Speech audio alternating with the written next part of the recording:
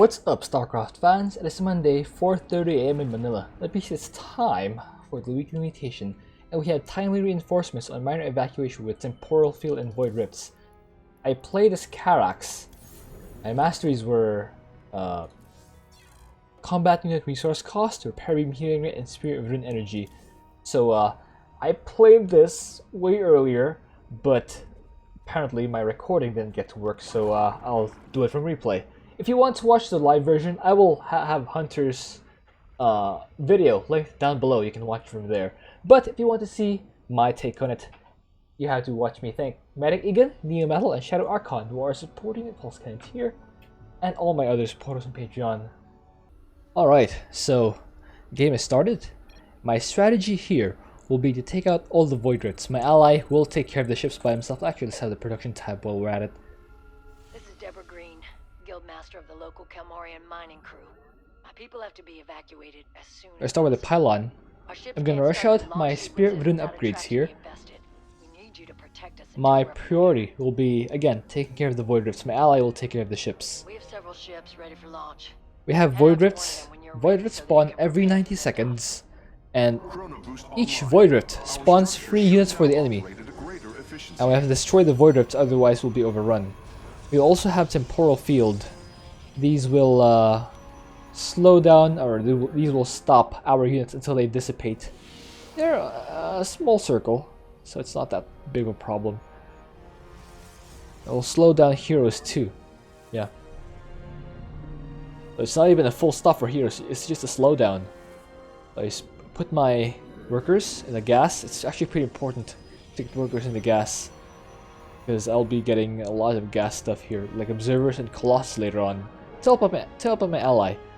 So you can see I'm putting down probes to have something to spot the Void Rifts. It's important. It's really important to have probes spotting the Void, or to have stuff spotting the Void Rifts, so we can take them out more easily.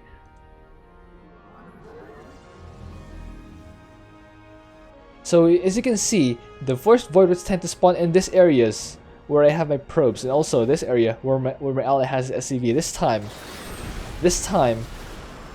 both the Void Rifts are in my probes vision. I will actually keep them there to spot for future Void Rifts. But you can see my gateway has finished up. I will continue saturating my minerals for now. Let's have it there while I'm waiting for more minerals. Activating defensive drone. Ally has brought out the Marines. I will help them out, take out these units guarding the expansion. Yeah, take those out.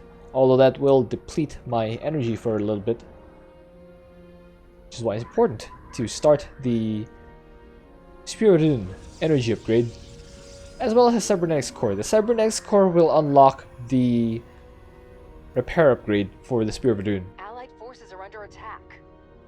I've got a ship. Allies taking care. I'm just looking at my base. They'll be taken off soon, with or without your help. Okay, next Void Rift has spawned. 5 shots. Ally has sent his SCV there. There we go. I was unfortunately unable to snipe that before the Void Rifts have spawned Zerglings, but that's fine. It's just Zerglings. Start a forge. Start a forge and a pylon. I think that forge was slightly misplaced. I'll have to replace the forge. There we go. Forge and Twilight. So I start the Twilight in order to get my level 2 Spirit of Rune upgrade as fast as possible. Full pilot started the engines. Commanders, that ship won't make it on its own. My ally will take care of the enemies guarding the ship.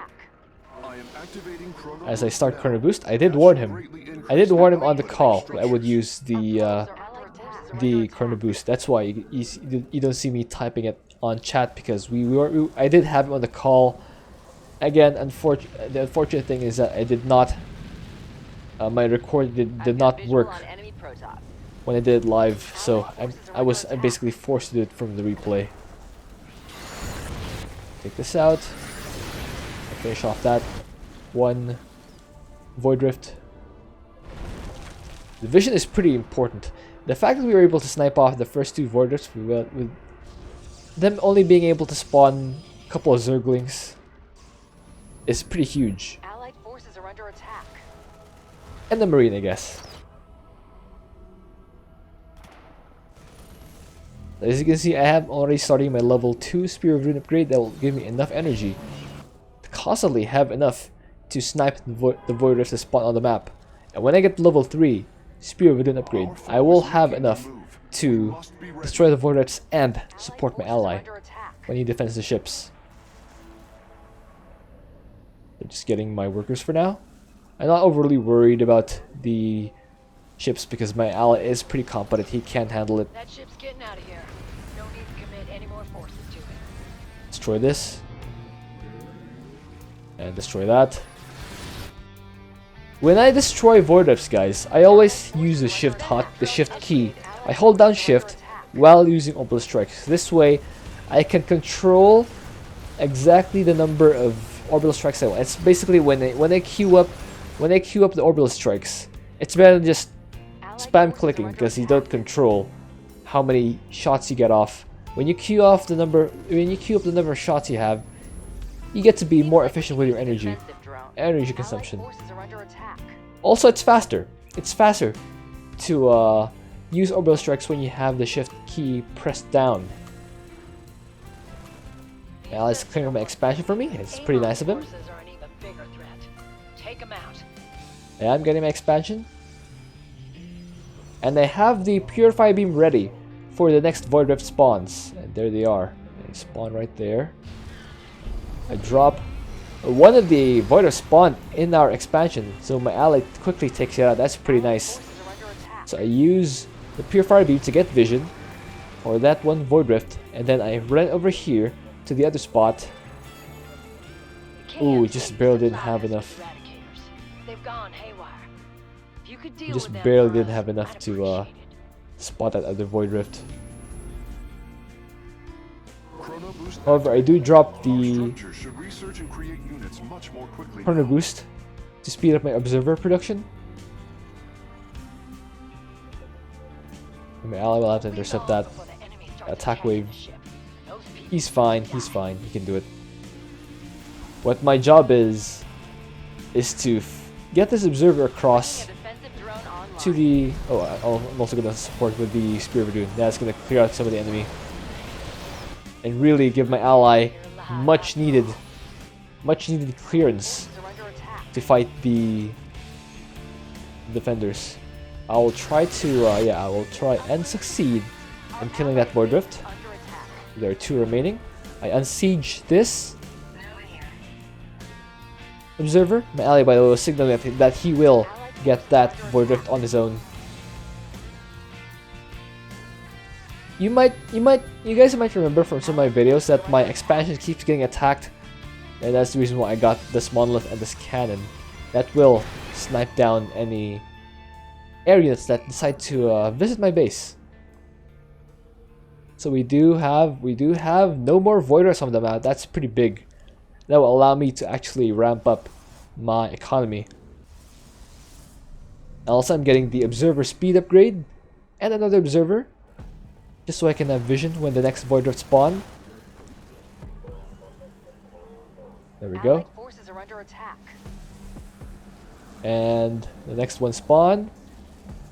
I siege that up. This was pretty reasonable. That was right in my Observer range. Okay, these are good Void Rift spawns. We were able to take them out almost instantly. It's ideal. You can see I'm not having anything in production right now. I start 2 workers to fix that. But that's because I am trying to get my observers in place. I'm trying to get my observers in good places to spot the Voiders for me. And once the Voiders are spotted with the Karax on level 3, Spear of Adun, it's as good as dead. Nova is coming out to use the nuke on one of the bases. Let's watch that nuke in action. Time to play defense. Okay. He drops a nuke right there. Oh, I'm gonna watch it. There we go. Oh yeah. It's actually easier to watch the explosions We're done with the research. when you're observing from replay, because you don't have to move on to the next thing. When you're casting a game live, as you're playing it, it's harder to watch these spectacular moments, because when you're managing a game, you have to manage everything. You're playing a real game. You have to keep moving your camera all over the place to defend and attack and macro. Forces are under attack.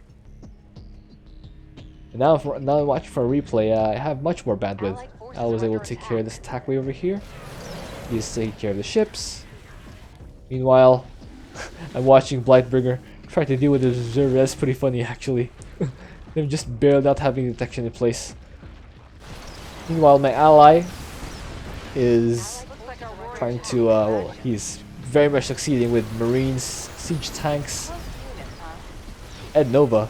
Also Ravens. Then the Void respawn. So my job will be to take care of those. I have a Colossus going out. I will take that out. And siege my observer to get that in a good spot to spot the Void Rift. Just saw the Eradicators retreat to the facility. Siege that up. Take out that Void Rift. And I move my Colossus to destroy that one Void Rift. And they kind of yeah, go for that one. Keep it up, and we'll get everyone safely evacuated. Okay. Now it goes. Once again, all the Void Rifts are clear. You can see where I have my observers. These are where the far rifts tend to spawn, so having observers in place will help us deal with them. But if they're not dealt with, I still have static defense back home, just to secure the stragglers that get through. And making more pylons as we speak. The more Void Rifts have spawned, my Colossus are right on top of that. Destroy 2 of the Void Rifts almost instantly. I think my ally took care of another one with static defense. He does have pretty good static defense locations. There will be an attack wave here with Phoenixes. However, I do take out this Void Rift with my dudes, or with my orbital strike. Ally is clearing out the ship. Okay, my ally did put down some defensive drones. But I still have to use my orbital strike, which I have the bandwidth for, because again, I have the level 3. I have the level 3 Spear of Ruin upgrade almost instantly. Almost. I already have it pre-researched early on. This is how I'm able to go for these orbital strikes without fearing that I'd not have enough energy for the Void Rifts. The more Void Rifts have spawned. Allies taking care of one here. I took care of one there. We've got an enemy attack en route to our base. I have an observer going to this one. Down it goes.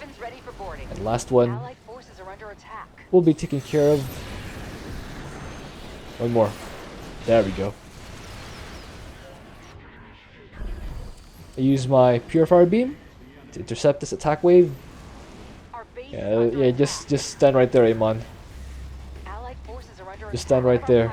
There we go. Gonna give me a few more stragglers here. I'm gonna finish them off. My ally warned me to move my Colossus back home. And that's good. That's a good warning. You can see why I wanted to prioritize my gas early. You can see I barely have any gas remaining, whereas I'm floating minerals. Allied forces are under attack. Although probably for Karax you don't need to have 3 workers per patch saturation unless you're going for mass cannons. Just fine for some mutations, but for this one, you need to be out on the map, destroying stuff. Allies spotted that, gave me vision. That's good.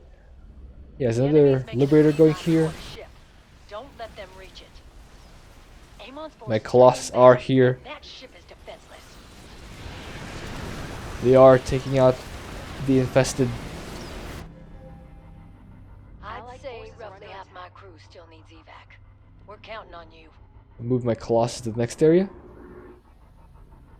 It's actually pretty leisurely to commentate on Void Rift games from replay. I have to tell you, I am quite tempted to just do this approach for my mutation videos, at least for the hectic ones moving forward. Got a High Templar over there. The next Void Rift has spawned. I took care of that one. I took care of this one. It's actually a huge deal that I took out the early Void Rifts. Now we have the bandwidth to deal with these far rifts. Even my ally is able to get Liberators out. If we didn't have this secure of an expansion, I can guarantee you that my ally will not have the bandwidth to get those Liberators. Only the pile over there. I mean, it's nice to have pylons as spotters, because I have minerals in spades, tons of minerals. Destroy that High Templar. You'll have to keep the infested at bay.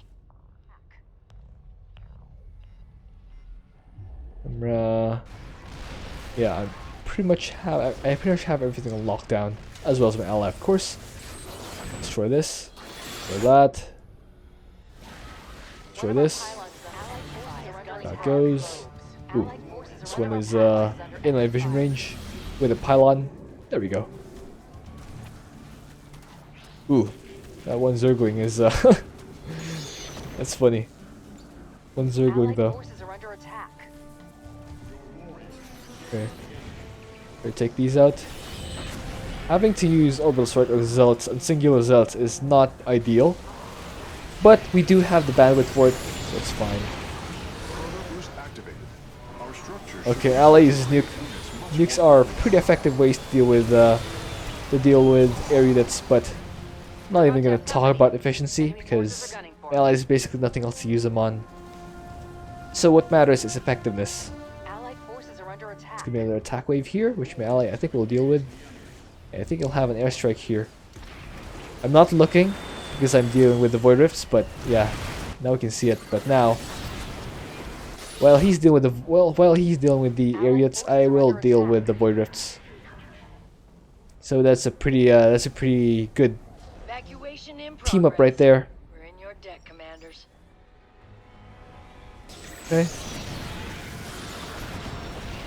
And that one a derp gets derped out of existence by my allies' siege tanks. Pretty great. Siege tanks are pretty great. They're pretty and they're great. Yeah, I'm just making pylons, so I should speed this up a little. That's almost everyone. Got a few more to evacuate. Okay. And now I have a bunch of Colossus just waiting on the enemy. Okay, more Void Rifts have spawned. It is of course my job. Okay, that one's getting taken care of. There's one here that I just barely have my vision. This one I don't have, so I warp in a Legionnaire or Sentinel rather. Take care of it, and I take it out immediately. Allied forces are under attack. Oh, probe got stuck. Rip.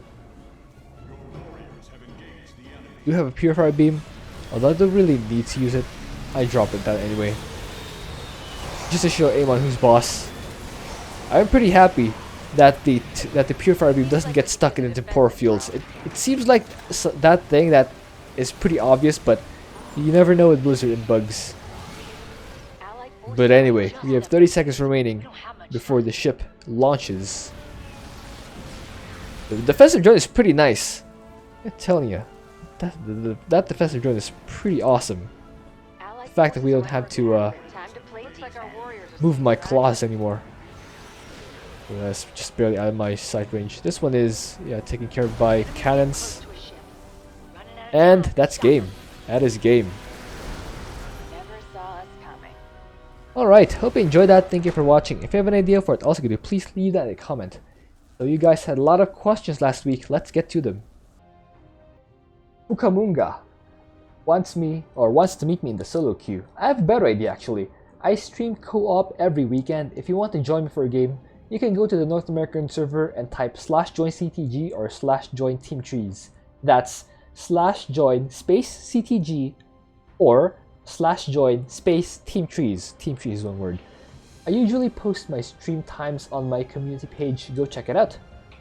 Sam Chow asks how I know which hero is the attack wave in my Rifts to Korhal game. On Rifts to Korhal, it's pretty easy to memorize the order of heroes in attack wave. Wave 1 is Raynor, Wave 2 is Tychus Tahaka, Wave 3 is Karax Nova, Wave 4 is Zeratul Zagara, Wave 5 is Artanis Kerrigan, and all the waves after that are 3 random units. After 20 minutes, the enemy sends 2 waves at a time, so you get 6 heroes. Ege Babus, I think that's his name, asks if I have another account. As a matter of fact, it's the same account but on different servers. I play on the North American server, the European server, the Asia server, and the Southeast Asia server. A couple of years ago, when the Southeast Asia server was merged with the North American server, we had an option to keep our Southeast Asian server accounts, and I chose to keep mine. So there, 4 servers. Anyway, thank you all for your comments. Thank you all for your comments. I read them all each week, including the critical ones. Please join my Discord group if you want to chat more or appear in one of my videos. Also, please vote on the weekly mutation polls in the comments below. If you want to help support the channel, you can become a Patreon supporter if you click the link on the top right of the screen. Any support will immediately give you preferred status for content suggestions. And if you have any more questions, ideas, and feedback, please leave them as comments down below, and I'll do my best to respond next week. See you.